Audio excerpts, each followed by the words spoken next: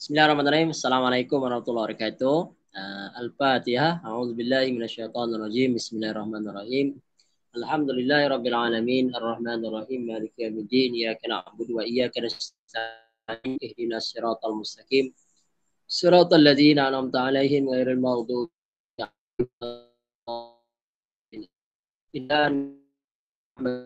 wa nastahdi wa na'udzu billahi min syururi anfusina wa min sayyiati a'malina. من يهده الله فلا مضل له ومن يضلل فلا هادي له أشهد أن لا إله إلا الله وأشهد أن محمدا عبده ورسوله اللهم صل وسلم على سيدنا محمد وعلى آله وصحبه وبارك وسلم. قال الله تعالى في كتاب العزيز يا أيها الذين آمنوا اتقوا الله حق تقاته ولا تموتن إلا وأنتم مسلمون. قال رب اشرح لي صدري ويسر لي أمري واحلل عقدة من لساني يفقهوا قولي. Qalu subhanaka la ilma lana illa ma 'allamtana innaka antal alimul hakim. Jadi alhamdulillah syukur pada Allah Taala kerana pada hari-hari terakhir tahun 2020 ini, hari ini 31 Disember. Desember 2020, yang mana kalau dipanjangkan usia kita akan masuk ke tahun baru 2021. Jadi kita harapkan 2021 ini kita berdoa pada Allah agar Allah Ta'ala berikan kemudahan, diberikan segala kebaikan-kebaikan, semakin bertambah usia kita, maka kita insaf dan bertaubat, gunakanlah masa secara terbaik.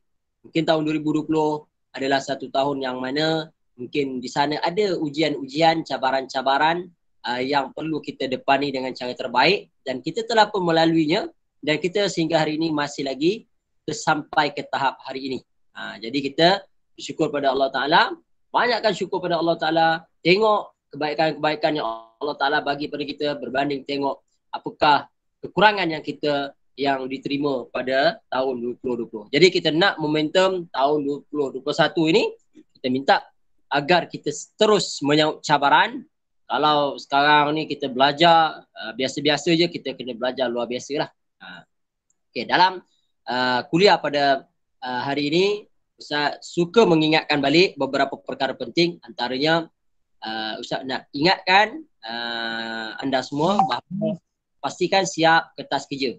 Kertas kerja pastikan siap. Itu yang pertama. Dan masukkan dalam folder drive yang telah dibuat oleh Firdaus. Yang kedua, pastikan video presentation dah clear dan boleh rujuk di dalam YouTube saluran channel Ustaz ataupun channel kita punya subjek lah. Okay, yang ketiga, pastikan kamu ada folder Al-Fatihah yang telah dirakam, dimasukkan dalam folder. Dan yang keempat, pastikan kamu merakam juga surah An-Nisa. Minggu ni adalah minggu ayat yang kedua. Jadi kamu kena clear muka surat tu ataupun macam tu pulang lah. Yang penting Ustaz nak dalam folder tu. Dan benda ni semua mesti dihantar sebelum minggu ke-11 atau 12 lah. Minggu ke-13 tu Ustaz dah marking semua lah. Alright, jadi apa yang Ustaz nak cerita pada kali ini, pertama konsep kekeluargaan dan masyarakatan. Sebenarnya konsep keluarga lah, masyarakat tu dia tak ada. Apa boleh sebut keluarga, di dalamnya masyarakat lah. Sebab keluarga ni adalah entiti yang paling nukleus dalam masyarakat. Jadi sebenarnya konsep perkahwinan yang kita nak tengok. Konsep perkahwinan itu sendiri. Macam manakah konsep perkahwinan? Alright. Kalau kita tengok perkahwinan ataupun kahwin ini, ada beberapa jenis bentuk perkahwinan. Yang kita kata orang berkahwin ni ada banyak pattern, banyak jenis sebagainya. Cuma persoalannya mungkin di sana apakah yang kita nak faham tentang kahwin, perkahwinan, apakah konsep dia dan bagaimanakah kaedah. Kan? Jadi kalau kita tengok berkahwin ini ada jenis beberapa. Yang pertama dipanggil perkahwinan, bentuk dia yang pertama dia panggil monogami. Monogami. Alright. Monogami ni perkahwinan antara seorang suami dan seorang isteri dalam satu masa. Ini banyak. Ini ramai ni. Ramli kata banyak. Kan? Kahwin satu-satu.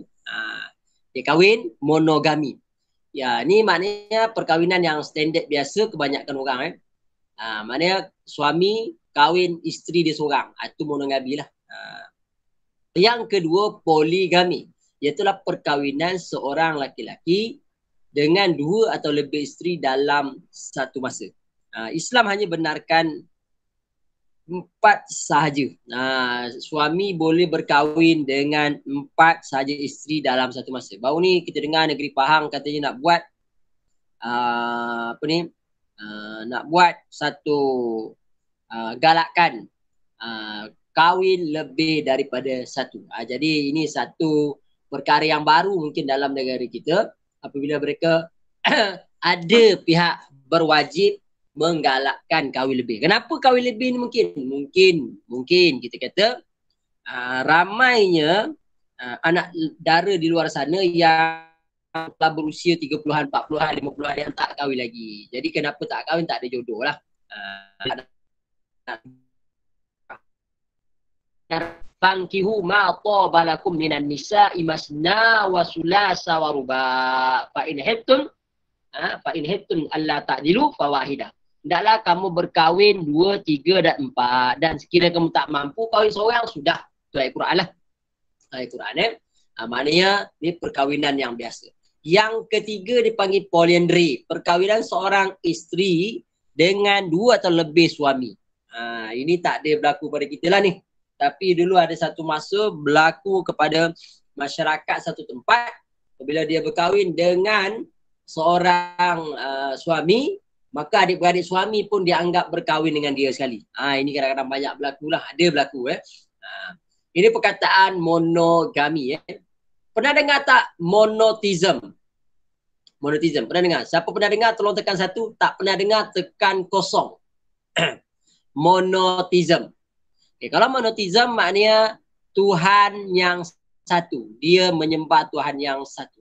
Kalau polytheism menyembah Tuhan yang banyak. Tuhan yang banyak. Ditambah Tuhan yang banyak. Ini polytheism. Kalau jangan salah faham nanti keluar soalan. Apakah yang dimaksudkan dengan monotheism? Monogami.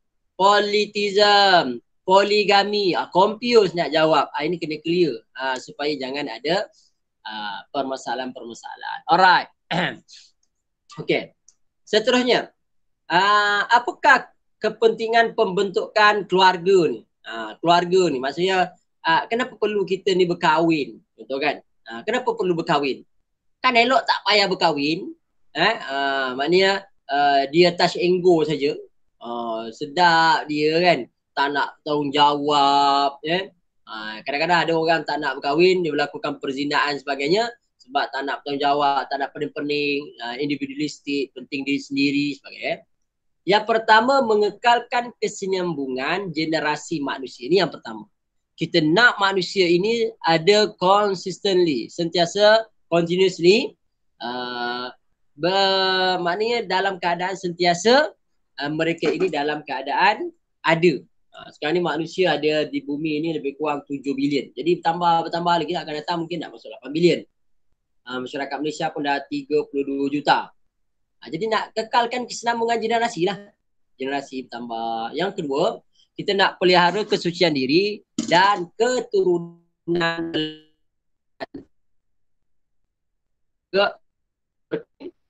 supaya kita dapat pelihara diri kita. Kan? Sebab tu Nabi kata apabila kamu nampak isteri orang sebagai baliklah ke rumah. Maknanya kita jangan terpalit dengan godaan syaitan dan sebagainya. Jaga diri kita lah dengan cara ikatan perkahwinan. Yang ketiga, mencapai kebahagiaan dan kasih sayang sesama manusia. Kahwin-kahwin ni tujuannya apa? Supaya kita boleh sembang, supaya kita boleh berbincang, boleh kita cerita kepada pasangan. Kahwin lah. Ini masa kasih kekasih, bercintai, kecinta. Masa itulah nak cerita. Masa dah kahwin, dia cerita pula dengan orang lain. Isteri orang cerita dengan suami orang. Tak betul lah. Ceritalah dengan suami kita, dengan isteri kita. Apa masalah-masalah, share bersama. Maknanya nak mendapatkan kebahagiaan. Dan yang keempat, mencetuskan semangat pengorbanan dan tolong-menolong dalam setiap anggota keluarga. Dalam anggota sebagai pasangan suami isteri. Berkorban, ujian yang datang, menguatkan keimanan. Ini salah satu. Kepentingan Alright. Seterusnya, kawin juga mengikut sunnah Nabi demi memenuhi naluri fitrah manusia. Nabi kata, laisa minna, bukan daripada kami yang tak nak kahwin. Fitrah cakap, Ustaz, saya bukan tak nak kahwin. Tetapi saya tak mampu lain lah. Ke Nabi kata, kalau tak mampu, kamu puasa. Maknanya, kena berkahwin. Kena kahwin lah. Kena kahwin sampai masa. Jadi Ustaz cadangkan lelaki kahwin umur 25, perempuan 24 tahun setengah dah boleh kahwin. Ustaz, saya nak kahwin lebih awal? Boleh, silakan. Ustaz, saya nak kahwin lebih daripada umur 25. Ustaz galakkan kahwinlah 25. Kalau ada 30 tu wajib kahwin dah. Kalau perempuan 25 tu kalau boleh wajib kahwin dah. Sebab apa? Sebab nanti apabila kita kahwin umur 25, umur kita 50, anak kita dah ada seorang yang telah berusia 25 ataupun 24. Jadi dia dah pun nak kahwin pula. Jadi kita sekurang-kurangnya adalah tempat kita nak berkawan sebagainya lah dengan anak-anak kita.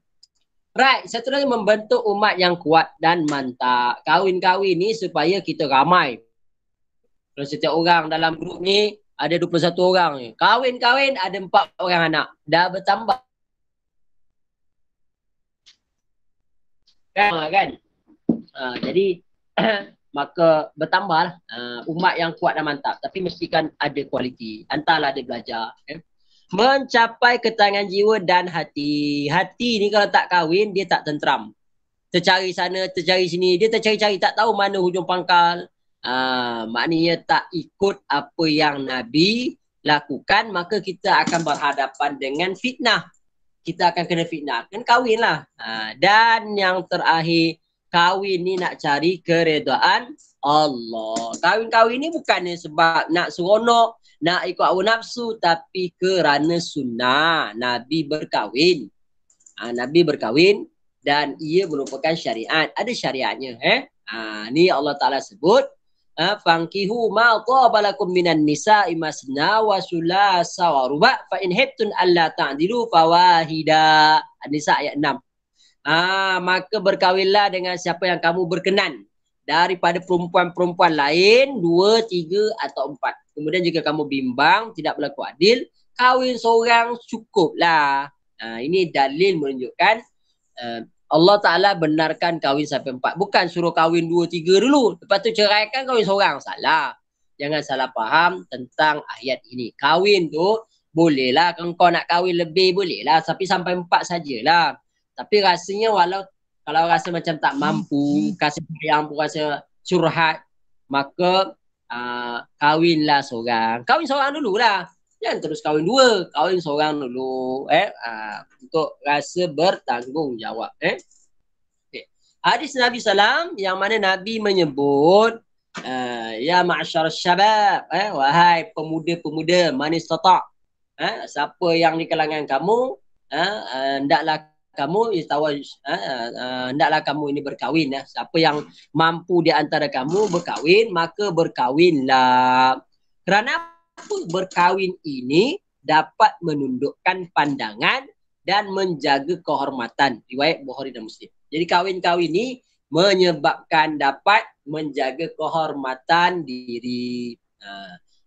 Bukan bermakna orang tak kahwin tak jaga kehormatan diri, jaga juga. Tetapi apabila dia belum kahwin, ramai orang piwik. Dia banyak orang ngorak tu. Kan? Keluar tanduk. Kan? Kadang-kadang inilah yang berlaku. Tapi kalau dia dah kahwin, jangan kacau dia dah kahwin. Kan? Itu pun orang nak kahwin pun ada orang kacau juga. Dah pakai tak mengikut standard agama. Tak ikut standard SOP syariah, maqasid syariah. Dia tak ikut standard ketetapan Allah. So pakai tudung labu, dia tak pakai tudung labu, tak menutup aurat. Jadi ramai orang kacau juga. Jadi kadang-kadang macam itulah. Tapi apabila dia dah kahwin, ada pula suami sebelah, tak ada orang nak mengganggunya. Ini masalahnya tak kahwin, duit dah ada, harta dah ada, rumah dah ada, kerja dah ada. So tengok masih membujang anak dara, kerja. Jadi orang akan ganggulah. Jadi sedikit sebanyak ada orang ganggu. Ini perlu dijaga. Okey, apakah hukum perkahwinan? Hukum perkahwinan ni macam biasalah, standard macam hukum-hukum yang lain. Pertama, wajib. Wajib berkahwin sekiranya mampu dan ada nafsu yang tinggi boleh membawa kepada perzinaan. Agak-agak siapa yang wajib kahwin, cuba tekan satu wajib. Saya wajib kahwin, Ustaz. Kalau wajib kahwin ni, boleh Ustaz bagi hantaran berapa dia. Supaya dia terus kahwin je dengan pasangan dia. Kalau wajib Ustaz, saya wajib. Kalau tak kahwin ni, saya mungkin berzina. Ada tak? Mungkin tak ada lah kot kita boleh kawal lah kita punya nafsu kan. Bila tak boleh kawalnya, bila tak ada iman, bila tak ada ilmu Yang kedua, sunat. Dia nak kahwin mampu, adalah keinginan tu, dan dia ada kemampuan lah. Kemampuan ni maksudnya bukan wang ringgit saja, kemampuan emosi. Kalau dia kahwin dengan orang Pahang, boleh lah dia masak pati tempoyak kan. Dia ada kemampuan, boleh lah buat teh tarik satu jak. Simple je lah boleh lah pasang suis lampu. Kalau tercabut lampu sebagainya ni, pasang suis lampu pun call juga servis untuk orang TMB lah sebagainya kan. Masalah lah. Yang ketiga, harus hukum asal perkahwinan. Jadi hukum tu dalam keadaan 5 hukum termasuklah makruh yang tidak mampu. Tak mampu ni, duit nak makan untuk 3 hari pun tak ada. Nak pandai-pandai pula nak sara anak dara orang contoh kan. Nak beri nafkah zahir kerana tidak punya pekerjaan tetap. Tak bekerja lagi. Belajar lagi lah Ustaz. Atau tidak keinginan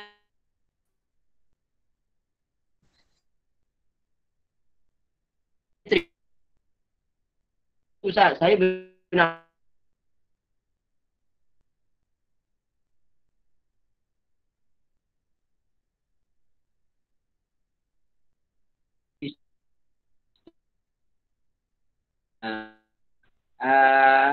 makro lah. Dia tak ada keinginan pun, dan tapi dia tak adalah kalau kahwin ni dia nak rosakkan perempuan tu, tak ada. Kan? Tapi yang kelima ini haram. Bila tak cukup syarat dah tak cukup. Lepas tu tak mampu pula dan tidak bertanggungjawab dan kemungkinan melakukan kerosakan rumah tangga dan mungkin membinasakan perempuan tu, haram lah. Dia kahwin-kahwin ni kenapa? Ada kawan cabar tadi ni, Mamat, kalau kau berjaya tackle Mina tu, aku bagi kau 1 juta. Order pula macam tu kan. Kadang-kadang kan geng-geng lelaki ni kan suka kena cabar. Orang cabar, dia pun ni, tujuan dia bukan je tujuan nak kahwin pun. Sebab nak tunjuk dia ni hero Malaya lah. Pun tak boleh. Ataupun kahwin nak balas dendam. Dulu dia ni gini-gini, dia nak balas dendam pun tak boleh. Macam 3 Abdul tu lah. Kahwin dengan perempuan tu sebab bapak dia nak balas dendam, nak ambil harta balik. Tak boleh juga. Okay. Apakah persiapan perkahwinan? Kahwin ni apa persiapan? Pertama, pilih jodoh. Pilih jodoh ni bukan dekat kelab malam, bukan dekat duduk tepi jalan, saya tengok perkenalan dengan Minah. Bukan macam tu. Pilih jodoh ni iaitulah kita kena tahu bakal suami atau isteri dari segi fizikalnya. Kena tengok lah kan. Tu Ustaz dia pakai purda je, kita kena tengok muka. Dikuati nanti apabila dah kahwin, kita anggap muka mungkin cantik kau pakai purda ni. Tengok tengok dia. Bukan tengok badan, bukan muka lah. Daripada muka tu melambangkan yang lain. Dan tengok juga akhlaknya macam mana. Cara dia bercakap, akhlak ni, cara dia hormat orang tua. Kena pilih lah calon isteri tu. Ataupun calon suami. Kita kena pilih calon suami kita. Main tangkap muak je. Tak apalah, siapa-siapa datang Wina aku terima. Tak boleh. Tengok-tengok yang datang itu adalah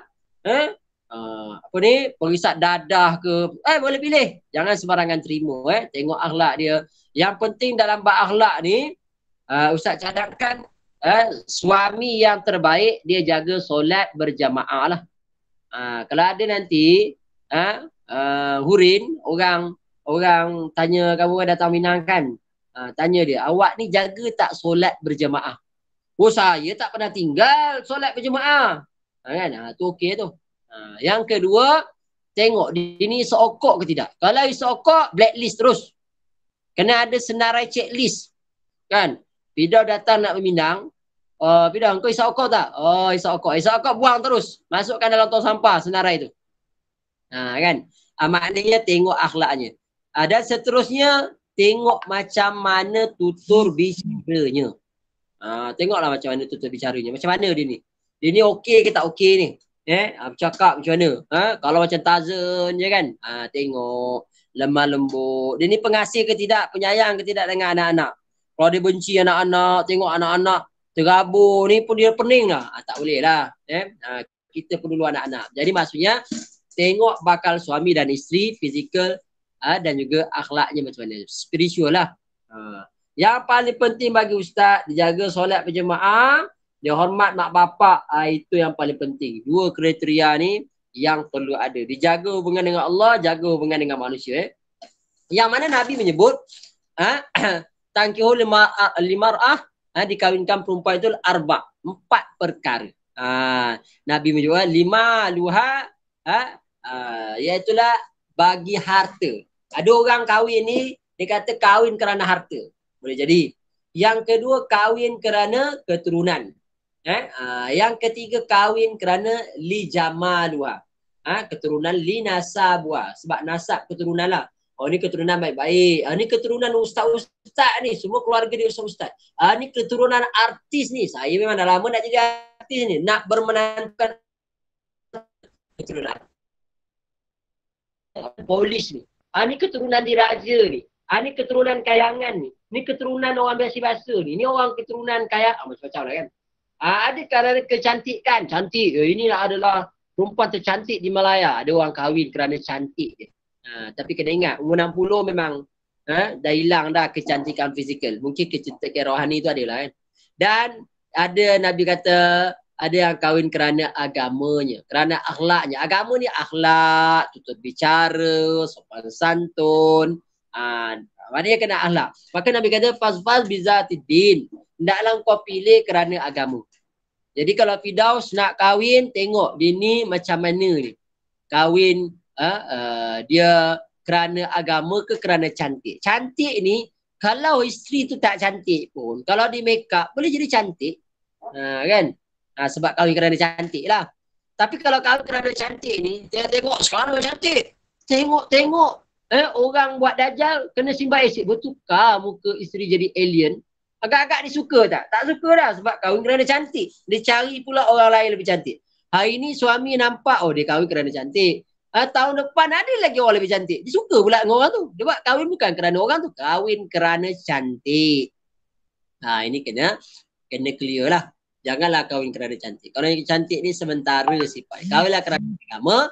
Sebab boleh kahwin kerana agama, dia akan dapat cantik. Dia akan baikkan keturunan. Dia akan dapat menjaga harta dengan cara terbaik. Dan Nabi menyebut dunia, maknanya dunia ini adalah perhiasan. Dunia mata. Wa khairul mata mar'atus salihah. Dunia ini adalah perhiasan. Dan sebaik-baik perhiasan adalah wanita soleh.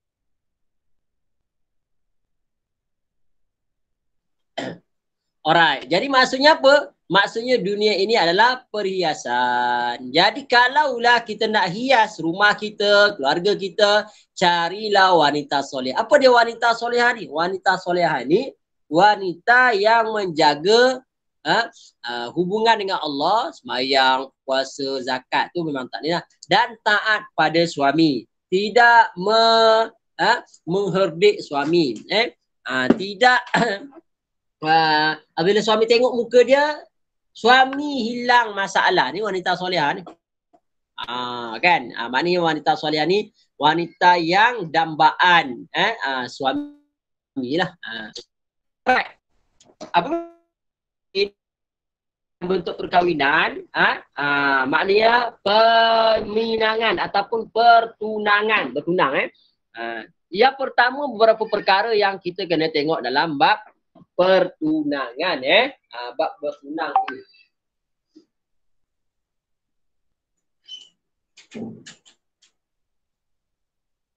Okay. Apakah bab bertunang ni? Yang pertama kita kena faham. Tidak boleh meminang wanita yang telah dipinang. Okey, bab bertunang ni sebenarnya tunang ni boleh putus bila-bila. Bertunang boleh perempuan putuskan atau lelaki pun boleh putuskan. Ini tak ada masalah. Tapi kalau berkahwin, yang memutuskan hanya suami. Dia lain. Jadi sebelum kahwin, kalau dah bertunang, dia boleh putus senang-senang dia putus. Sebab tu orang kata ujian bertunang ni hebat. Kan ujian bertunang ni hebat. Jadi syarat kalau bertunang ni pertama tidak boleh meminang wanita yang telah dipinang. Itu yang pertama. Yang kedua, tidak boleh meminang wanita yang sedang dalam iddah raj'iyah. Maknanya iddah yang mana tolak 1 dan 2. Suami dia boleh balik datang rujuk. Kan? Dia baru saja semalam ditolakkan oleh suami dia contohnya. Tiba-tiba Fidah suruh meminang. Tak boleh lah Fidah. Tunggulah dulu 3 bulan. Tunggulah dulu 4 salah 1 kuruk. 3 kali suci kan. Dilarang seorang lelaki meminang di atas pinangan saudaranya sehinggalah dia berkahwin dengan perempuan lain atau meninggalkan perempuan yang dipinangnya. Riwayat Ahmad dan Muslim. Ini maksudnya tak boleh kita meminang lah orang yang telah dipinang. Itu yang kadang-kadang cop dulu tu. Ini perlu dijaga. Alright. Dan pinangan boleh dibuat dalam 2 bentuk. Sama ada soreh terang. Terang. Sebenarnya aku ni minat dengan kau ni Minah. Kan? Maknanya terus terang lah. Gentleman hari ni lah kan. Sekarang ni macam-macam orang buat style ni. Terus terang. Ataupun kinayah. Sindiran. Kami ni ada bunga sekuntum. Jadi kumbang seekor ni berminat lah nak datang. Kumbang lah, bunga lah, istilah-istilah lah. Jadi kadang-kadang ada terus terang. Okay, soalannya boleh tak wanita juga berhak meminang lagi? Boleh. Tengok bagus Firdaus ni budaknya baik.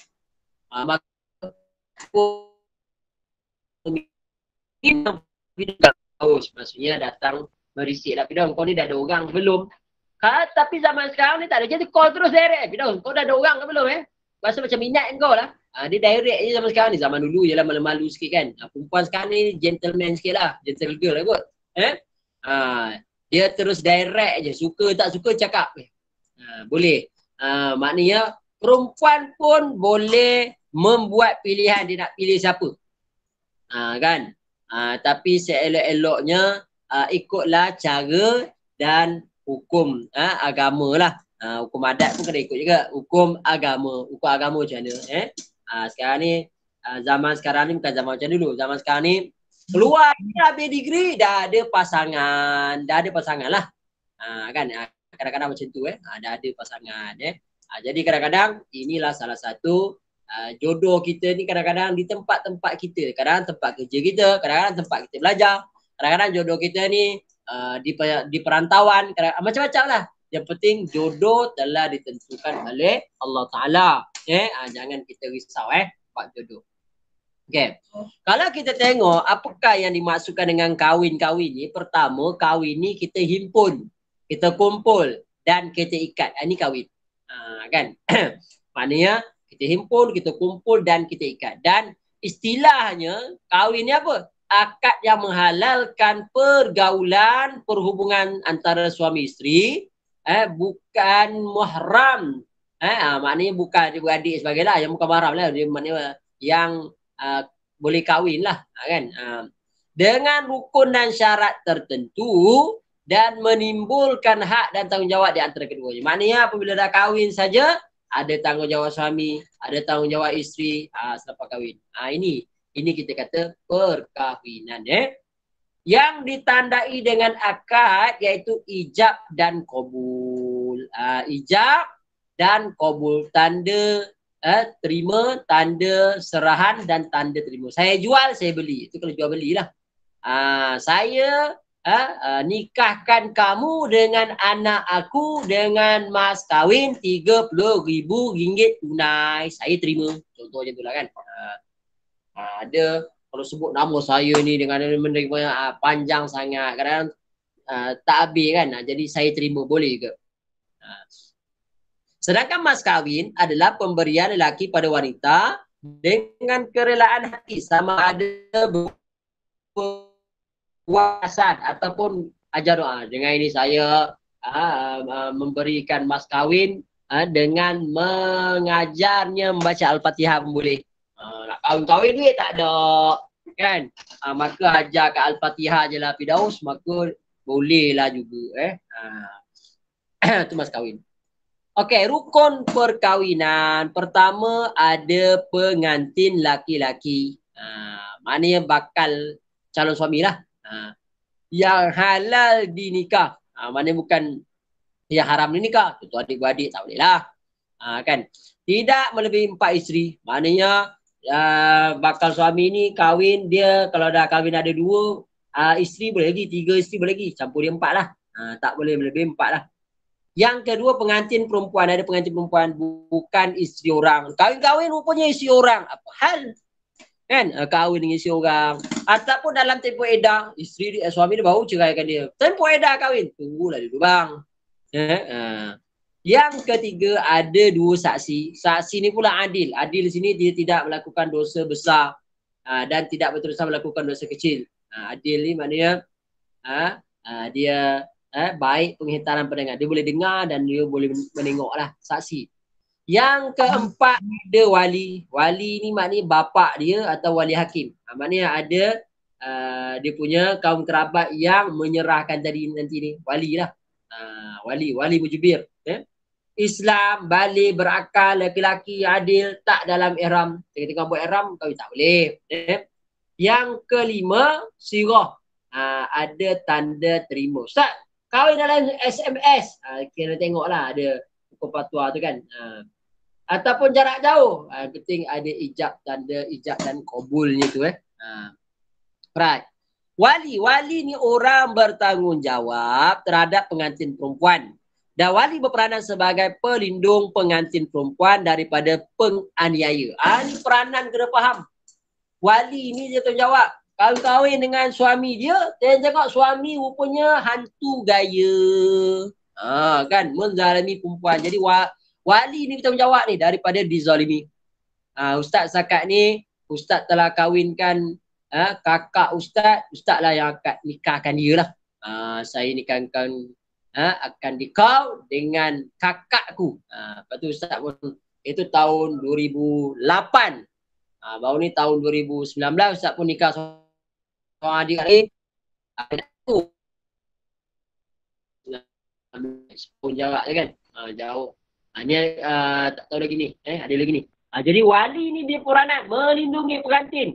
Ustaz dah kahwin pun sama lah. Kadang-kadang kita tak tahu. Bakal suami ni ada hantu ni kadang-kadang. Kadang-kadang ada hantu, ada macam-macam lah ujian yang datang. Ini menyebabkan jadi hantu. Kan? Jadi perlu wali ni berperanan lah. Melindung. Pengantin perempuan daripada dizalimi. Bincang lah elok lah. Janganlah buat kekerasan. Hidup ni boleh berbincang. Kenapa perlu bergaduh? Macam itulah contoh. Jadi wali ni baik-baik lah kan. Jadikan best friend. Kita punya apa ni keluarga kita ni terbaik. Macam tu Okay. Wali terbagi pada 2, wali nasab, wali yang mempunyai hubungan darah dengan pengantin perempuan. Wali nasab tu. Ataupun wali hakim, sultan ataupun qadi ataupun wakil mereka yang mendapat tauliah. Biasanya qadi lah. Jadi dia wakilkan wali hakim. Mungkin dia wali enggan lah, dia tak nak. Kan malas aku kahwinkan dia, aku tak suka, aku dah ada calon lain. Kan tapi disebabkan ada permintaan dan sebagainya, ada sebab-sebab tertentu berlaku juga Wali nasab terbagi pada 2, wali mujibir, wali akrab dipanggil, seperti bapa, datuk sebelah bapa maknanya ini wali mujibir maknanya wali akrab dekat seperti bapa dan datuk sebelah bapa, dan wali ghair mujbir, wali abad dipanggil itu wali yang selain bapa atau datuk sebelah bapa. Jadi sebelah maknanya selain bapa ataupun datuk sebelah ayah lah, sebelah ayah ni wali ghair mujbir dalam konteks tu. Okey. Susunan wali ghair mujbir, adik-beradik lelaki seibu sebapa. Macam Ustaz wali ghair mujbir lah. Bukan wali mujbir lah, wali mujbir bapak dan atuk lah kan. Wali seterusnya adik-beradik lelaki sebapa. Ni maknanya mak lain lah sebapa. Anak saudara lelaki seibu sebapa. Maknanya adik-beradik ustaz. Contohnya adik lelaki ustaz. Dia pun boleh mengkahwinkan juga. Tak ada masalah. Anak saudara lelaki sebapa. Ni susunan dia. Dia punya prioriti keutamaan dia. Bapa saudara seibu sebapa. Bapak saudara lah. Maknanya dia sebapa lah. Kan? Bapak saudara sebapa. Bapak saudara ustaz. Boleh kahwinkan. Anak lelaki daripada bapa saudara seibu sebapa dengan bapa. Anak lelaki daripada bapa saudara sebapa dengan bapa. Maknanya pakcik ustaz punya anak pun boleh. Maknanya dia punya jalur itu. Itu tentang wali. Dan begitu ya tentang mahar. Iaitulah satu pemberian yang berfaedah, boleh digunakan. Bermanfaat, ada manfaatnya. Bernilai, ada nilainya. Kan? Dengan yang diwajibkan pada suami ke atas isteri dengan sebab berkahwin. Sebab kahwin lah. Itu mas kahwin, mahar je. Hikmah pemberian mahar ni sebagai mematuhi tanggungjawab yang ditetapkan oleh Allah sebagai penghargaan dan cendera hati daripada suami bagi hadiah lah. Kan? Jadi kalau nak bagi ni ikutlah mahar berapa. Mahar ni wang hantaran hantaran lain kita faham mahar mahar Kalau ustaz dulu kakak ustaz buat hantaran macam ni nampak ni. Kan dia susun duit buat macam ni. Berapa ringgit ni kan duit sultan, muka sultan tu nampak tak ni? Adalah berapa ringgit tu duit kertas tu kan. Tapi tambahlah dia duit RM5 pun ada tu susun. Korang suka hati korang nak buat apa. Korang nak bagi ikutlah yang Ustaz kata tadi, berfaedah lah. Ini mahar mas kahwin negeri Selangor RM80 kot. Itulah. Nak bagi RM30,000 boleh bagi je lah. Korang nak bagi berapa duit banyak bagi je lah. Tapi dia ada ditetapkan oleh pejabat agama. Pejabat agama lah. Ketetapan daripada sultan. Dan bentuk-bentuk mas kahwin. Ada mahar musamma. Ni kena faham mahar musamma ni mas kahwin yang disebut semasa akad. Masa akad disebut. Kan? Mahar musamma ni al-muajjal, mas kahwin yang dibayar oleh suami secara tunai, segera. Kalau mahar musamma ghair muajjal, mas kahwin dibayar secara tertangguh hutang. Aku terima nikahnya mas kahwin hutang, contoh kan. Aku terima mas kahwin macam tu lah adalah disebutkan masa akad. Dengan mas kahwinnya RM300.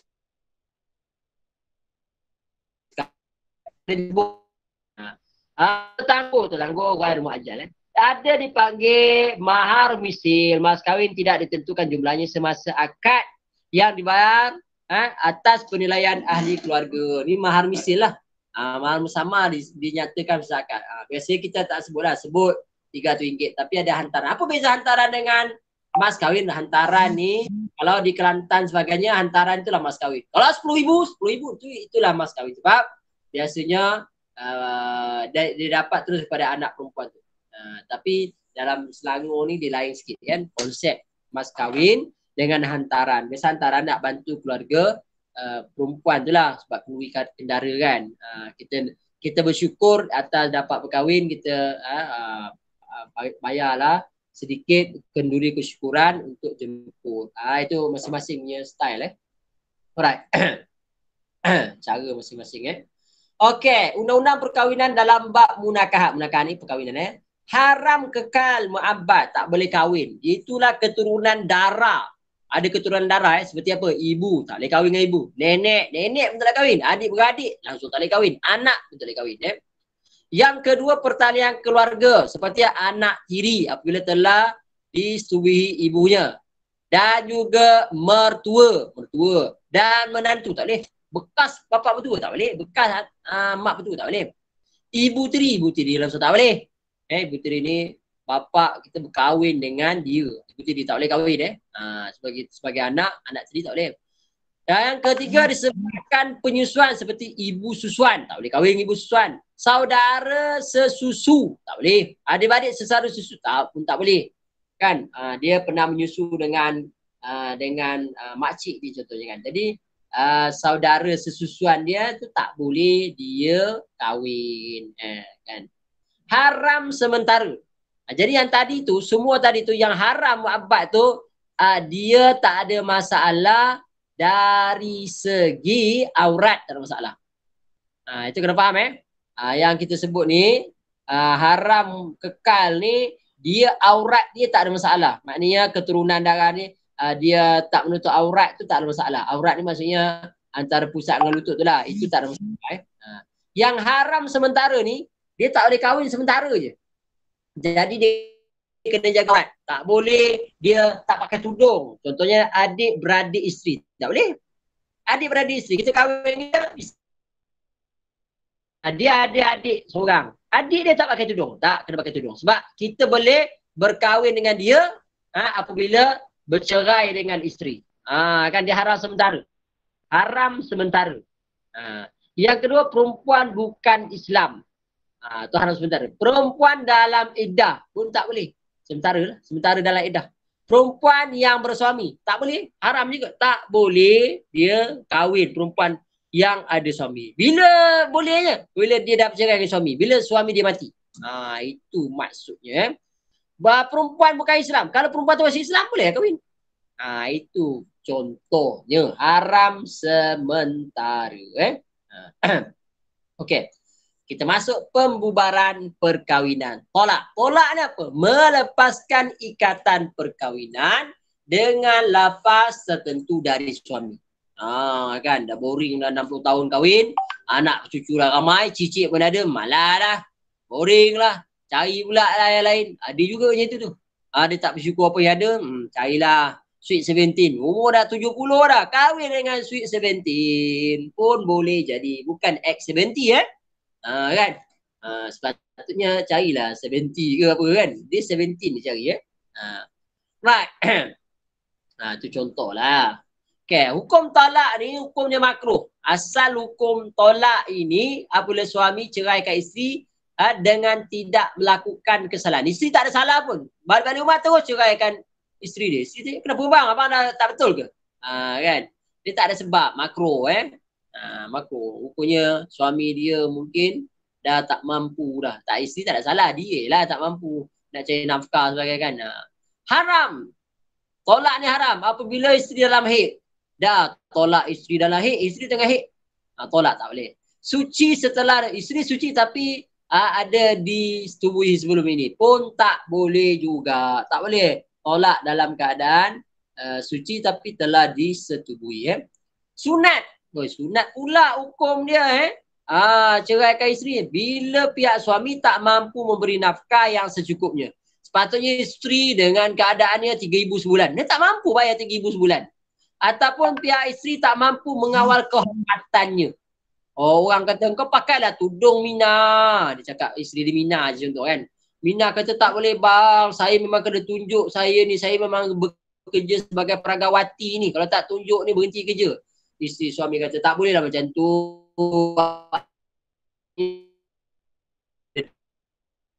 Nanti tak menanggung dosa sebagainya. Isteri tak boleh jaga kehormatan. Apa ni selfie sana, selfie sini, bukan salah selfie. Maksudnya dia gede-gede tu, gede-gede tu. Dah ada suami gede-gede lagi kat luar kan. Dia tak mampu menjaga kehormatannya. Maka sunat ceraikan isteri. Sebab tu ada ulama ceraikan isteri dia. Mungkin yang ni lah kot. Maksudnya apa? Dia tengok isteri dia tak boleh kawal. Kan? Tak boleh jaga. Suruh masak patin tempoyak, dia masaknya siakap tempoyak contoh kan. Dia tukar je. Tak boleh ikut, tak boleh ikut. Kan? Janganlah kerana itu kau nak ceraikan isteri kau. Aduh lah. Kadang-kadang ni lurus bendul. Lurus bendul orang kata tak mampu mengawal kehormatan. Sikit je, garam terlebih pun ceraikan isteri. Basuh baju malam pun ceraikan. Kenapa kau cerai? Saya dah larang nak basuh baju malam. Jangan basuh. Dia basuh juga. Pun ada juga. Ada yang ceraikan isteri sebab apa? Sebab terlupa angkat pakaian yang dijemur. Ya Allah. Betapa lemahnya iman kan. Harus ceraikan apabila laki-laki menceraikan atas sebab tertentu ketika isteri dalam keadaan suci yang belum disusui atau tidak mengandung. Tengoklah.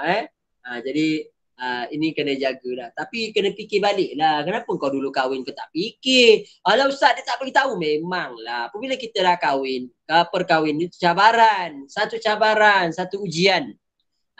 Maknanya satu ujian. Jadi kalau dapat isteri, bersyukurlah, itulah jodoh yang telah ditentukan oleh Allah Ta'ala terbaik untuk diri kita. Janganlah kita nak pening-pening kepala. Okay, tolak ni dia ada dari segi kesan. Iaitulah tolak sunni. Tolak yang dijatuhkan mengikut kaedah yang diharuskan syarak. Iaitulah menceraikan isteri dalam keadaan suci. Ini sunni lah. Maknanya kesan dia tak ada masalah. Maksudnya dalam keadaan tolak tetap jatuh. Tetapi dia kita kata tadi ikut SOP lah. Kalau tolak yang bid'i ni, tolak yang dijatuhkan menyalahi kaedah syarak seperti ceraikan isteri dalam keadaan haid. Kita kata tadi kan, makruh tu ya. Dan waktu suci yang telah disetubuhi ataupun tolak 3. Maknanya ini kita kata bid'i, hukumnya haram tapi tolak tetap jatuh. Tolak ni benda yang tak boleh main-main. Test. Boleh test. Tak boleh cuba-cuba. Dan tolak berdasarkan sirah. Maknanya berdasarkan nyata jelas ataupun sore dengan lafaz seperti aku ceraikan. Perkataan cerai itu ada. Mana ada perkataan sore ataupun jelas. Jatuh tolak. Atau perkataan kinayah. Dia mengumpamakan. Tolak dengan menggunakan perkataan yang tidak jelas seperti baliklah kat rumah mak bapakmu. Kan, tapi niat dia dalam hati cerai. Tak boleh lah. Mana jatuh lah tolak tu maksudnya. Kinayah. Antara kita dah tak ada apa-apa tapi dia maksudkan cerai. Kalau dia kata antara kita tak ada apa-apa, bukan maksudkan cerai, itu lain. Perlukan penjelasan. Abang cakap apa ni? Kena tanya balik lah. Isteri kena tanya lah kan. Sekiranya dengan niat, maka sah. Kalau tak ada niat, tak ada. Kau baliklah ke rumah mak kau tu. Itu sekadar cakap je tak ada masalah. Tapi tanya balik. Abang cakap apa ni sebenarnya? Tanya balik.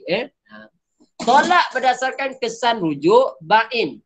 Tadi kata kesan ini bak rujuk. Boleh rujuk ke tak boleh rujuk? Kalau ba'in, tolak 3 yang tak boleh kembali dalam ikatan perkahwinan. Kalau dia dah tolak 3, maka dia tak boleh rujuk lagi. Kalau tolak raj'i, tolak 1 dan 2, maka suami berhak rujuk. Tolak 1 kan. Jadi sebelum habis iddah, suami pun datang balik rujuk. Rujuk ni maknanya apa? Panggil balik isteri dia, isteri kena terima lah. Sebab dia di bawah komitmen ataupun tanggungjawab suami lagi.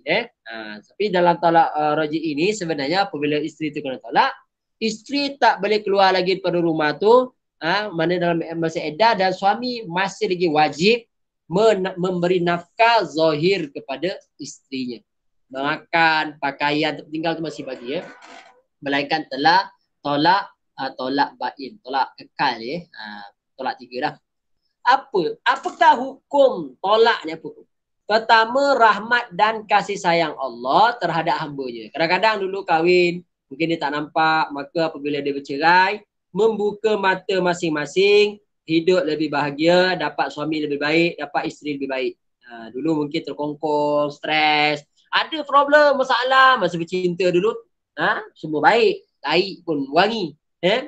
Selepas kahwin, baru nampak perangai suami dia, nampak perangai isteri, akhirnya bercerai, pilih orang lain, hidup bahagia lepas tu. Kan kadang-kadang maknanya Allah Ta'ala buka ruang, kau nak pilih boleh. Yang kedua, memberi peluang kepada kedua pihak menginsafi kesalahan diri. Sebenarnya ujian Allah Ta'ala. Kalau kita kata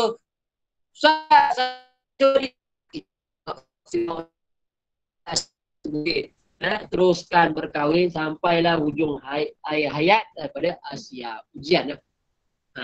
Begitu juga Nabi Lut kan, isterinya derhaka, tetap mereka ini teruskan perkahwinan. Kita bimbinglah isteri itu ke jalan yang baik. Kalau jumpa suami yang jadi jahat, kahwin dah. Dulu masa tengok memang dia ni baik, tapi kenapa berubah? Bimbinglah suami kita jadi baik. Ujian Yang ketiga, memberi peluang pada pasangan mencari ketenangan, memulakan kehidupan baru. Jangan pernah kecewa ataupun jangan kita kutuk orang yang bercerai, sebab itu menunjukkan ada ruang di sana untuk merubah sesuatu yang berlaku. Okay, apa makna khuluk? Khuluk ni melepaskan ikatan perkahwinan dengan pembayaran tertentu daripada isteri, kan? Suami dia kata, kau boleh kalau nak cerai aku, sebab suami dia tak nak ceraikan dia.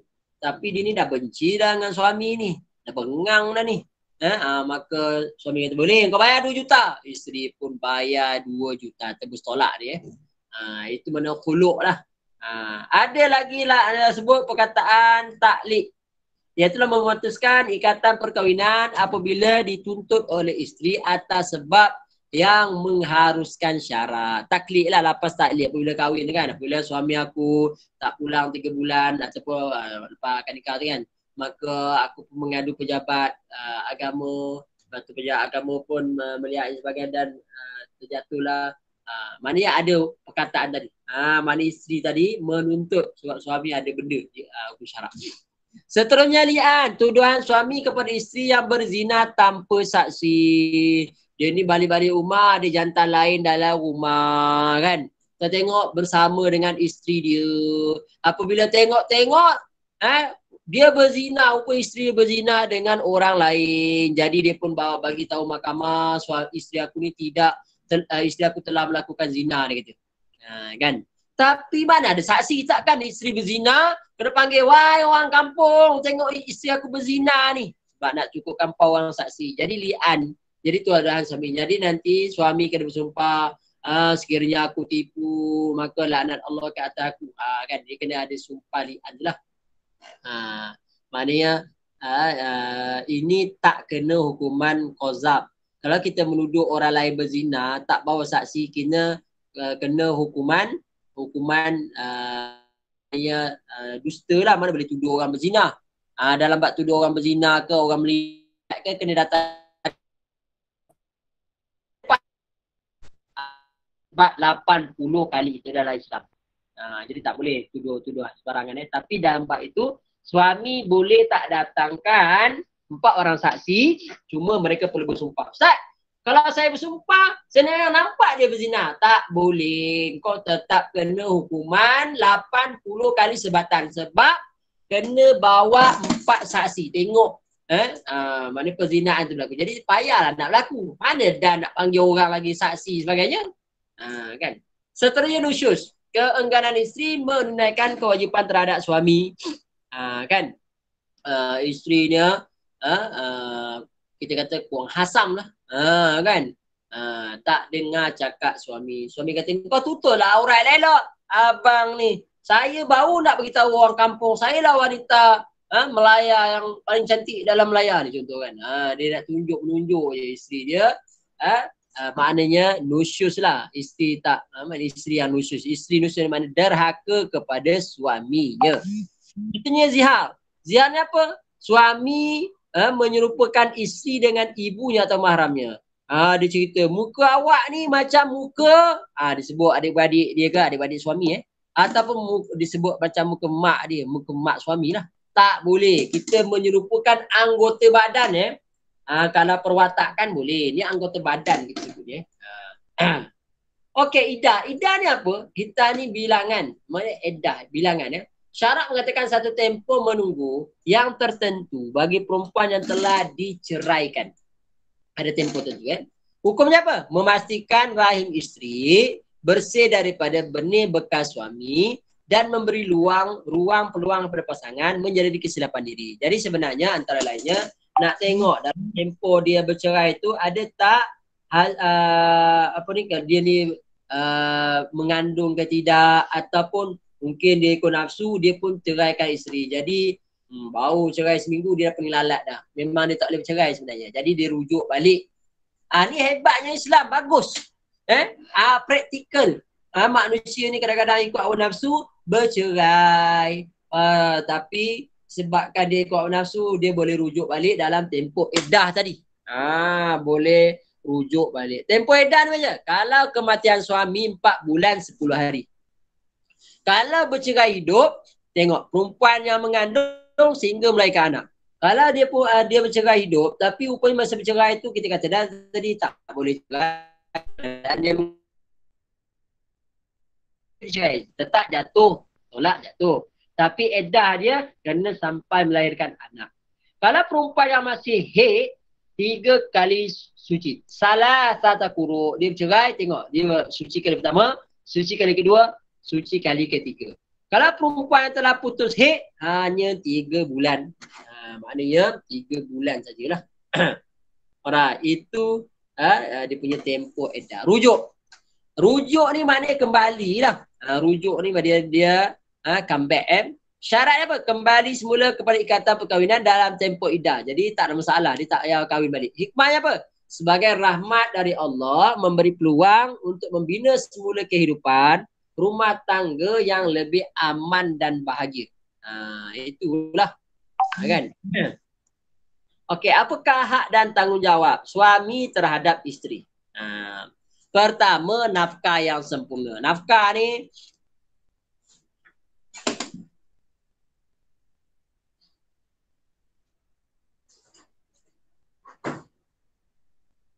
nafkah yang sempurna ni kena sediakan tempat tinggal. Kita dah sedia tempat tinggal, isteri tak suka, kena carilah tempat yang sesuai untuk isteri.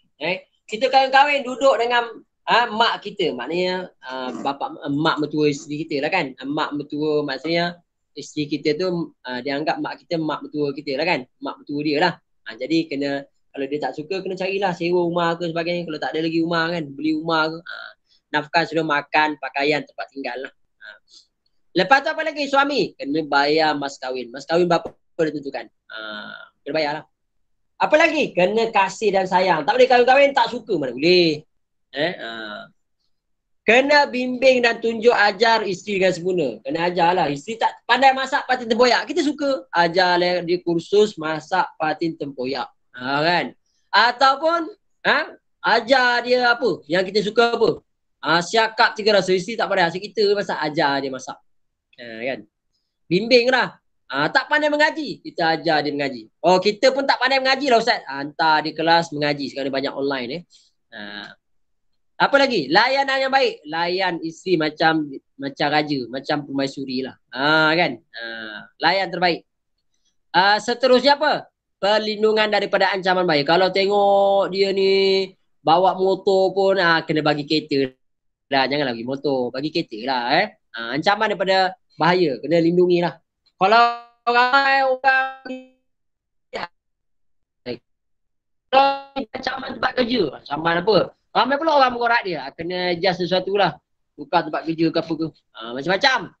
Berlaku adil tadi kalau lebih pada seorang kan. Kena adil terhadap isteri. Adil ni segi physically bukan adil dari aspek rohaniyahnya. Maksudnya dalam aspek kita kata benda yang diberikan Alright. Isteri terhadap suami, hormat dan taat pada suami. Tolonglah hormat. Tengok pandangan suami, pandangan hormat pada suami. Walaupun suaminya SPM, dia ni PhD holder, kan? Walau Ustaz, suami saya SPM, ya Ustaz, lekeh, kerja pun, tak apa, kau tetap hormat tu suami kau. Siapa suruh kau kahwin dengan suami kau? Bila kau kahwin dengan dia, darjat dia adalah raja. Macam tu lah. Walaupun kita ni gaji 20,000, dia gajilah 1,000 je. Tetap engkau hormat pada suami. Dia suami. Seterusnya apa? Layanan yang baik. Kan? Ni kat luar, apa khabar? Kat dalam. Maknanya kat luar kita layan orang lain. Kadang-kadang lebih hebat baik dengan suami lah. Kena jaga layanan terbaik dengan suami. Itu yang suami tu asyik cari orang luar tu. Sebab apa? Isteri kat rumah layan macam singa kan. Dekat luar isteri layan elok-elok. Mengawal perbelanjaan dan harta suami. Suami bagi duit, kawal lah. Jangan main beli je. Dan menjaga rahsia pasangan. Jagalah. Ini cerita. Kena jagalah rahsia pasangan. Tak boleh cerita apa-apa yang berlaku dalam bilik tidur. Tak boleh cerita dengan orang lah. Tak boleh cerita kawan terdekat. best friend kau. Tak boleh cerita. Tak boleh cerita. Itu aib tak boleh dicerita. Apakah tanggungjawab siapa? Pertama, bersyukur terhadap rahmat Allah. Dulu kita ni bukan pasangan, kita tak kenal, lalu Allah Ta'ala satukan. Kita bersyukurlah. Detik-detik nak berlaku benda-benda yang tak baik dalam keluarga kita, bersyukur. Ya Allah, syukurlah dah ada anak. Syukurlah dah ada rumah. Syukurlah. Mana kita sentiasa rasa syukur terhadap rahmat. Seterusnya apa tanggungjawab saya? Kasih sayang. Wajib suami sayang isteri. Suami wajib sayang isteri, isteri wajib sayang suami. Berbincang, ada masalah, bincanglah. Ini tidak. Ada masalah aja bagi tahu FB. Suami saya begini, isteri saya begini. Dia cerita dengan kawan dia. WhatsApp kawan dia tengah malam. Apa kau rasa suami aku dah 3 hari tak balik ni. Dia cerita dengan kawan. Tak payah cerita dengan kawan. Seterusnya apa? Saling nasihat menasihati. Suami nasihatkan isteri lah. Isteri nasihatkan suami lah. Tapi janganlah suami. Bang, mari sini jap. Saya nak ajar bang ni. Dan mengaji kena tahu, sembahyang kena tahu, baca Quran kena tahu, puasa kena, kalau tak tahu ajarlah, berbincang, mengaji kan. Ibu bapa terhadap anak-anak, apakah tanggungjawab kan mak bapak terhadap anak-anak? Pertama, doa yang baik. Doa, ya Allah, Rabbana hab lana min azwajina wa dzurriyyatina qurrata a'yun. Ya Allah, jadikan anak-anakku penyejuk mata, qurrata a'yun wa ja'alna lil muttaqin, dan menjadi ikutan kepada orang bertakwa. Mana anak. Nama yang baik. Jadi Ustaz cadangkan nama-nama anak kamu ni nanti letak nama satu sudahlah. Nama Allah satu. Banyak nama tapi satu je lah. Nama Nabi satu. Muhammad, Toha, Yasin, kan Mustafa satu je nama. Tapi banyaklah nama tu. Tapi yang dipakai satu. Ini tidak nama panjang. Muhammad, Haikal, Muhammad, ulang sampai 20 kali nama tu satu je nama. Ya Allah. Jadi orang panggil kau nak panggil apa sebenarnya? Panggil Kal je. Panggil Kal. Panjang-panjang nama panggil Kal je. Jadi Ustaz cadangkan nama kamu. Semua nama-nama Nabi semua satu. Nabi Adam. Idris, Nuh, Saleh, Ibrahim, Lut, Ismail, Ishak, Yakub, Yusuf, Ayub, Su'id, Harun, Musa, Zulkifli, Daud, Sulaiman, Ilyasa, Yunus, Zakaria, Yahya, Isa, wa akhirul khatimul anbiya. Kan? Maksudnya Muhammad Al-Mustafa. Ustaz dah sebutnya nama Nabi semua satu-satu. Tapi sampai nama kita, ya Allah punyalah panjang. Yang kesian bukan siapa. Cikgu dah jadi satu lah. Kan cikgu jadi satu tu dia dah apa dah. Masa dia tulis tu, kenapa lah mak bapak engkau ni bubur nama anak dia panjang betul lah. Kan? Dia tulis satu-satu. Ya Allah. Ada 5 baris nama dia. Kan? Siti. Macam-macam lah. Siti lah apa lah. Lah satu je. Ini nama yang baik lah bang. Jadi Ustaz cadangkan nama pendek. Satu kalimah je. Lepas tu nama yang terdapat dalam Quran. Dia pun terus cari Fir'aun. Fir'aun dia bedal mana? Janganlah letak Fir'aun. Kau bacalah makna dia apa kan. Nama-nama yang dapat dalam Quran. Nama yang elok-elok lah. Nama-nama Nabi. Nama-nama orang yang ada maksud yang baik kan. Nama yang baik ni nama yang menjadi doa. Nama ni doa dan nama tu akan dipanggil di padang mahsyar nanti. Jadi kalau nak ni tanyalah siapa-siapa kan. Jangan baca dalam internet. Baca dalam internet tulis lain-lain. Tengoklah. Belajarlah. Yang ketiga, nafkah yang halal. Jangan duit rasuah. Jangan keluar. Jadi nanti ada anak hantar sekolah agama. Ustaz, sekolah agama nak makan apa? Ingat sekolah agama ni jadi hantu raya. Ingat apa?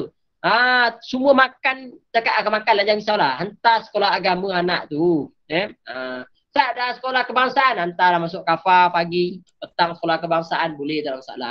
Yang penting dia tahu mengaji, baca Quran, tahu hormat mak bapak, jaga sembahyang tu. Kasih sayang pada anak, sayang pada anak. Ni ada orang tak sayang pada anak, biarlah anak aku. Dia kata anak dia. Padahal itu amanah daripada Allah Ta'ala. Adil terhadap anak-anak. Ada yang tak adil pada anak-anak. Contoh yang baik jadi contoh. Mengurus perkahwinan anak. Apabila anak dah sampai umur 25, tanya, Mak, bila kau nak kahwin ni? Abang memang nak kahwin. Tapi saya ni sebenarnya tak sukalah dengan perempuan. Oi, pelik. Kan? Uruskan anak dia tu. Jangan LGBT pula. Jadi sebab tu kena cek betul-betul anak itu. Seterusnya apa? Tanggungjawab anak terhadap ibu bapa, taat kepada mak bapak. Ni cerita Al-Qamah ni yang kita kata berlaku yang banyaklah hari ni setanggang lah macam-macam cerita yang tak hormat pada mak bapak, maling kundang lah. Ini cerita-cerita mungkin paling pulara ke, ada betul ke salah ke, tapi yang pentingnya anak durhaka ni wujud. Ada yang sepak mak bapak dia masih hidup pun ada. Hormat memberi kasih sayang pada mak bapak. Apabila mak bapak kita dah tua ni, kita kena doakan dia selalu. Rabbana ghfir lana wali walidina warhamhuma. Kasihlah ni mereka, rahmati mereka kama sebagaimana Rabbayani saghira. Sebenarnya dulu kasih masa aku kecil. Masa kita kecil, mak bapak kita cium kita 20 kali sehari. Masa mak bapak kita tua, cium pun tak. Orang hajar punya anak. Tahu anak macam ni, baling je Sungai Pahang. Maknanya kena doa lah. Ustaz, saya mak bapak jauh. Ziarah lah. Ziarah. Oh, call lah. Tanya khabar mak sihat kan.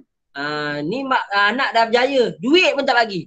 Mak bapak bukan nak duit kita. Tapi bagilah sikit duit. Kan? Menunjukkan kita ni ada mak bapak. Ni kawan-kawan dia belanjanya. Mak bapak dia tak bagi duit. Ustaz, bapak saya dah kaya. Bukan masalah bapak kau kaya ke tidak. Masalahnya kena bagilah juga. Mak bapak kita bukan dia nak duit kita, dia ambil duit tu pun mungkin hantar wakaf lah sebagainya. Kau tanda kau sayang. Dan melaksanakan wasiat bapak. Siapa suruh anak mak bapak baik dah, anak yang tak baik. Erat kau bukan silaturahim dengan saudara mara. Maka kita kena jalinkan hubungan silaturahim kaum kerabat mak bapak kita. Alright, pewarisan. Waris. Sistem pembinaan hak milik seorang yang meninggal dunia kepada warisnya yang masih hidup. Harta pusaka. Maknanya ni kena clear dalam surah Baqarah ayat 180. Maknanya kena clear, jangan ada orang makan harta pusaka. Ustaz dah tengok dah, ramai orang makan harta pusaka secara haram. Rosak dia, keturunan dia hancur, musnah. Harta pusaka ni makan harta haram, api neraka, macam makan api neraka. Janganlah makan harta pusaka. Harta pusaka ni bukan maknanya makan seorang lah. Kita ada adik-beradik, bahagilah ikut yang terbaik, cara yang sebenar. Jangan main makan je, tentang kita abang, kita pulun habis semua, tak boleh. Dan golongan yang berhak mendapat harta pusaka, yang ada mempunyai hubungan nasab keturunan, mempunyai hubungan perkahwinan seperti isteri, suami, ada pembagi dia, punya hubungan al-wala ataupun kita kata hubung kekerabatan dengan sebab hukum. Maknanya ada kaitan ni. Perbincangan tentang warisan ni dia agak detail. Al-Quran menyebut dengan detail 1/3, 1/2, 1/8, 1/6 ada kiranya.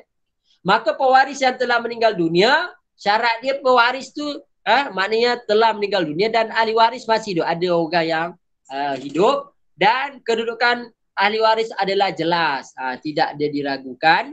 Dan golongan ahli waris, waris utama, waris utama suami, isteri, ibu, bapa, anak. Ini standard.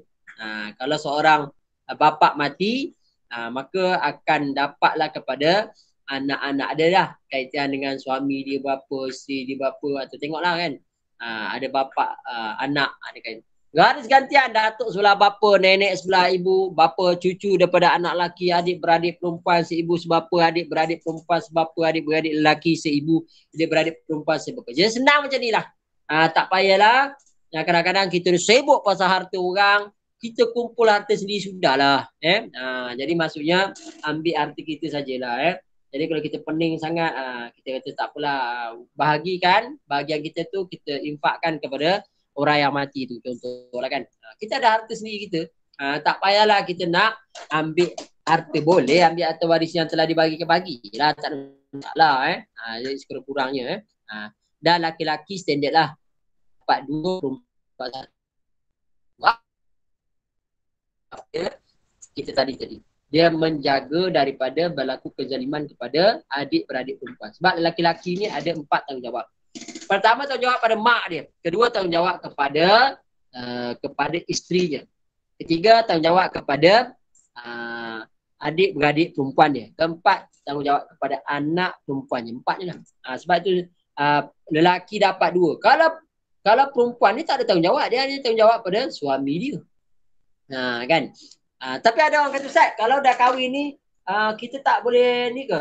Apa ni?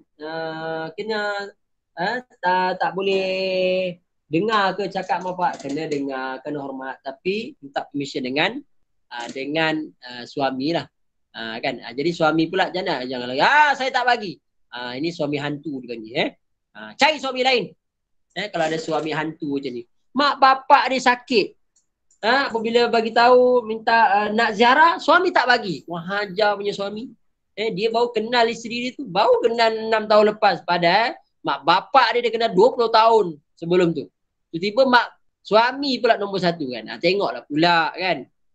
Maknanya sepatutnya prioriti utama memanglah dalam keluarga kita suami. Tetapi cakaplah elok dengan suami kadang-kadang sebabnya suami tak bagi tu sebab isteri tak pandai. Masa mengorak dulu pandai pula. Dah kahwin ni tak pandai pula dia berbahasa basi dengan suami. Pandai lah kan. Dulu pandai adjust suami kan tak pandai pula Alright, dan pembentukan masyarakat, himpun, kongsi, sekutu. Ini standard. Kumpulan manusia hidup bersama, masyarakat, kelompok terbesar daripada makhluk, hidup terjalin dalam satu budaya. Masyarakat Islam, masyarakat yang dibentuk bersumberkan Quran dan Sunnah, berasaskan kepada akidah, ibadah dan juga akhlak. Jadi falsafah konsep dia. Walaupun manusia itu sebaik-baik kejadian, tetapi manusia tak memerlukan individu dengan orang lain. Kita ni hebat macam mana, tetap kita bergantung dengan orang lain. Dan kejadian manusia yang berlainan dengan bangsa adalah saling berkenalan dan wahai manusia, sungguhnya kami ciptakan kamu laki-laki dan perempuan dan menjadikan kamu berbangsa-bangsa, bersuku-suku supaya kamu dapat berkenal-kenalan. Al-Hujurat surah Al-Hujurat ayat 13. Ya ayuhan nas inna khalaqnakum min zakarin wa unsa wa ja'alnakum syu'uban wa qabaila lita'arafu inna akramakum indallahi atqakum. Dan semangat tolong-menolong dalam Islam hanyalah dituntut dalam hal kebajikan saja. Kalau kita nak tolong-menolong, dalam Maidah ayat 2 kan. Wa ta'awanu 'alal birri wat taqwa wa la ta'awanu 'alal ismi wal udwan. Ada adab dalam pergaulan, sama ada dalam keluarga atau masyarakat. Pertama, amanah. Kita kena ada integriti, berbudi mulia, berakhlak mulia, berbuat baik dan memberi nasihat. Kita pemaaf, kan? Kalau minta maaf, saya minta maaf lah, saya tak sengaja, maafkan je lah. Dan peranan hak tanggungjawab, pelaksanaan tanggungjawab terhadap Allah. Ini standard. Kita kena dahulukan Allah. Dalam keluarga kita dahulukan Allah. Dalam apa juga, dalam diri kita dahulukan Allah. Dan semangat persaudaraan. Orang mukmin ibarat satu jasad. Kan, bunian wahid. Seperti bangunan yang satu. Seperti jasad yang satu. Kalau jasad wahid. Seperti jasad yang satu. Taat kepada pemimpin. Dalam konteks keluarga, suami kita lah pemimpin. Bincang lah elok. Isteri adalah menteri keuangan. Bincang lah elok. Menegakkan keadilan dan mewujudkan keamanan. Dan asas pembentukan masyarakat Islam, syariah itu asasnya. Pembangunan akhlak, pembinaan ibadat, persaudaraan. Itu contoh. Dan umat yang terbaik, Allah Ta'ala sebut, you are the best. Kuntum khairu ummatin ukhrijat linnas ta'muruna bil ma'ruf wa tanhauna 'anil munkar wa tu'minuna billah. You are the best. Kamu adalah umat yang terbaik. Kamu adalah yang terbaik. Ukhrijat linnas, yang dikeluarkan kepada umat manusia. Tu'minuna billah, kamu beriman pada Allah. Kan? Beriman pada Allah, maknanya beriman pada Allah dan menjuru pada makruf, cegah pada mungkar. Inilah umat yang terbaik. Umat yang tidak mengabaikan keperluan dunia dan persiapan akhirat. Maknanya Allah Ta'ala sebut dalam Al-Quran, wala tansa nasibaka minad dunya wa bataghi fi ma ataqallahu darul akhirah wala tansa nasibaka minad dunya. Hendaklah kamu cari kurniaan Allah untuk negeri akhirat kekal abadi, dan jangan kamu lupa bahagian kamu di dunia. Jadi maknanya kita bekerja ini bahagian jangan lupa je. Alright. Dan umat terbaik ni umat ada kelebihan dan segi umat yang lain. Mereka membuat amal ma'ruf nahi mungkar. Amal ma'ruf ni mana suruh orang buat baik dan cegah orang buat mungkar, dan beriman kepada Allah dan arti kata mentauhidkan Allah dan tidak mensyirikkan, dan mereka menunaikan tanggungjawab rukun iman dan Islam. Dan Islam masyarakat bilang kaum, masyarakat Madinah juga terdiri pada bilang kaum. Ada bangsa, pelbagai bangsa, ada Yahudi, ada Nasrani, ada Islam. Pelbagai budaya, macam-macam budaya. Bahasa pun macam-macam, kelas pun macam-macam. Ada peniaga, ada hamba, macam. Dan masyarakat Islam wajib tunduk kepada hukum Islam kerana kewajipan terhadap Allah dan tanggungjawab pada pemerintah. Jadi kita kena patuh kepada undang-undang Islam. Maknanya tanggungjawab politik bukan agama. Maknanya kena ikut apa yang telah diperintahkan oleh Allah Ta'ala. Dan Islam yang memberi keizinan kepada umatnya untuk berbuat baik dan toleransi terhadap bukan Islam dengan syarat mereka tidak musuh Islam, iaitulah kafir terbagi berdua, kafir harbi, iaitulah mereka sentiasa mengganggu dan menentang pemerintah Islam, wajib diperangi. Ini orang yang kafir yang bukan duduk dalam negara umat Islam, dia memerangi umat Islam. Yang kedua, kafir zimmi, mereka yang berbuat perjanjian damai, ataupun dalam istilah kita hari ini, yang orang bukan Islam yang tidak mengganggu kita lah, duduk dalam negara, hidup aman harmoni dan sentiasa tidak mengganggu kita. Okey, apakah hak dan peranan tanggungjawab? Hak perlindungan dan perlindungan darah, jasad, harta benda, kemuliaan dan pencerobohan. Banyak lagi Dan jaminan kebebasan beragama. Maksudnya yang kedua tadi, jaminan ketika tua tiada harta, maknanya kena provide lah. Yang ketiga, jaminan kebebasan beragama. Maknanya la ikraha fiddin, tidak ada paksaan dalam beragama. Ayat ini Al-Baqarah 256 ni menunjukkan kita tak boleh paksa orang kafir masuk Islam. Tapi kalau kamu dah Islam, kamu kena ikut syariat Islam. Kamu tak boleh. Saya malah lah Ustaz nak sembahyang, suka hati saya lah. Tak ada pasal dalam agama. Jawapannya kau ni tak betul. Yang tak ada pasal agama tu, orang selain Islam masuk Islam, kita tak boleh paksa. Tapi orang Islam kena wajib. Mereka ni ikut syariat Islam. Dan jaminan bebas bekerja, orang bukan Islam tak ada masalah. Bebas mencari keuntungan. Dan Islam dalam persoalan halal haram, jaga berjalan arak kuasa orang Islam. Ini kena tengok lah. Dan juga peluang menjawat jawatan dalam kerajaan. Kalau jawatan yang bersifat keagamaan seperti ketua negara, tak boleh. Orang bukan Islam. Ketua tentera, tak boleh. Ketua hakim, tak boleh. Dia mesti ketua pengendalian orang Islam, tak boleh. Dia mesti orang Islam. Itu dia. Dan tanggungjawab membayar jizyah, kharaj, cukai pintu, cukai tanah, cukai motor, cukai kereta, cukai macam-macam cukai lah. Itu standard lah. Orang bukan Islam. Orang Islam tu ada juga cukai perniagaan, cukai. Itu perbezaan. Tunduk pada hukum Islam, mereka diwajibkan mematuhi perundangan terutama berkaitan dengan muamalat, tapi tidak wajibkan bebanan tugas agama Islam seperti zakat haji, tak boleh lah. Orang kafir tak boleh lah. Cuma dalam bermuamalat, dia wajib ikut. Kalau apa yang telah ditentukan. Dan menghormati Islam. Orang bukan Islam kena hormat orang Islam. Memelihara dan menjaga perasaan orang Islam. Mereka tak boleh makan masa depan orang puasa, tak boleh. Boleh jagalah. Dia tak boleh mencaci Islam. Dia tak boleh mencaci Rasul. Ini standard. Kan? Wallahu a'lam. Off record. Off record lah.